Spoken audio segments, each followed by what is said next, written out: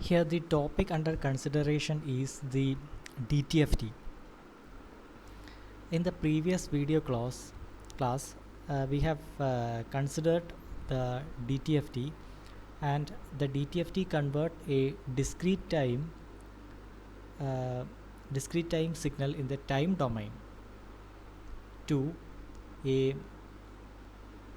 continuous frequency domain signal, continuous periodic frequency domain signal, and which is represented by the e raised to j omega, and we can see that in the operation or in the equation, which is given by the summation of sigma n is equal to minus infinity to infinity x of n e raised to minus j omega n, where x of n is the discrete signal under consideration, and we are multiplying the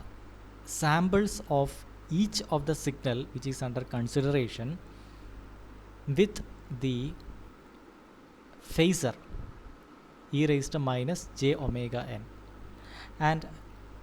this e raised to minus j omega n, which can simply be called as e raised to minus j theta, can be represented as a complex form by using the Euler's identity, that is e raised to minus j omega n, which is equal to cos omega n minus j sin omega n. And so according to the summation, the phasor will be moving around a circle, and this phasor, which is moving around the circle in the real and imaginary axis according to the n,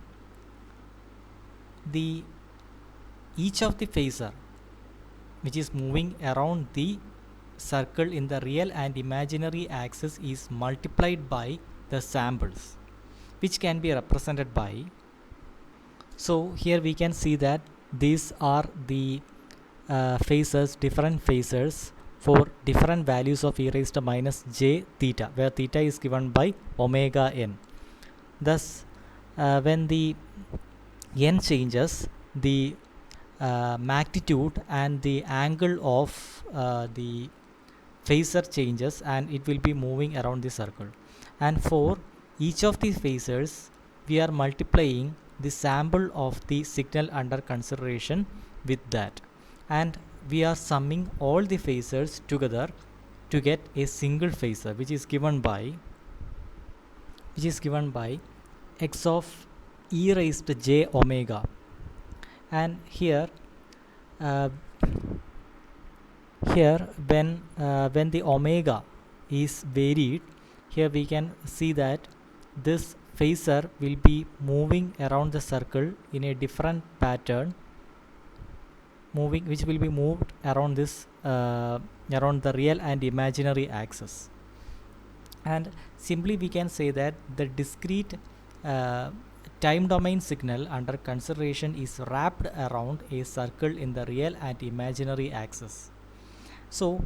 in each of these when this is moving around this circle, then the x of e raised j omega, the signal which is now in frequency domain, have a particular phase and magnitude for each of these omega, and so thus we have considered the thus we have converted the signal, the discrete signal which is in time domain, to frequency domain, which is continuous periodic signal. If we take the different points here, then we will get the DFT of the signal. So instead of moving continuously around the circle, if we take points and point wise, that is n number of points we are taken, or instead of the applying the value of continuous value of omega, if we are applying k, and then we will get a individual points instead of this continuous points in the case of the discrete Fourier transform. So this is a deeper concept, much more deeper concept. So if you want to understand more about the this concept, then a link will be provided so that you can hear that video and the concept will be clearer. If you do not get any idea, or you are not if you are not interested in this deeper idea, then just leave it, because this will not be asked for any exams. It is just to get a better idea of what is DTFT. Also here, simply by saying the x of e raised to j omega is a complex valued function of omega, so it can be expressed in rectangular form, and an equation can be equation of magnitude and an equation for phase can be obtained from this complex valued function. And if we plot the magnitude spectrum, from this complex valued function, then it is a continuous function,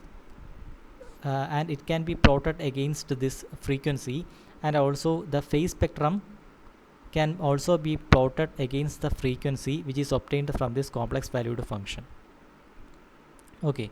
and this plotting and the idea of the magnitude and phase spectrum can be explained in the coming example. Here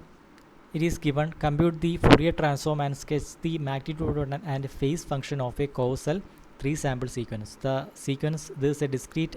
signal which is having 3 samples, and by applying the equation which is explained before, x of e raised j omega, we will obtain a continuous function of omega. This is a complex term, and we can form the equation for the magnitude and phase from this complex valued function, and we can plot this the magnitude of this x of e raised j omega with respect to frequency, and also the phase can be plotted phase can also be plotted with respect to omega, and the obtained magnitude and phase spectrum which is given by this gives the magnitude and phase spectrum. Here we should consider is that the period under consideration is given by 2 pi. Here this starting from 0 and 2 pi, again this is repeating, so the period under consideration in the case of DTFT is 2 pi. If we are taking several samples from this, for example n samples are taken from this, so if n samples are taken from this, then the sampling interval is given by 2 pi by n. So this should be considered in your mind, that is the sampling interval is given by 2 pi by n. Then in the case of the phase plot also, if we are then the period under consideration is given by 2 pi. If we are taking n samples, here the interval is given by 2 pi by n, like before. Okay, and if we are plotting the samples obtained from this graph with k, where k is the samples, that is the first sample, second sample, thus that integer is given by the k, and for the kth sample it is given by 2 pi by n into k. So this term is should be considered for the derivation of the DFT, the formation of the DFT from the DTFT. So by plotting the k with respect to the samples obtained from this graph, we will get the DFT. That is, I have told earlier that the from the samples of the DTFT, we can get the DFT, but it will make the process costlier if we do such a sampling, so we are taking the DFT. And the similar problem like this is also considered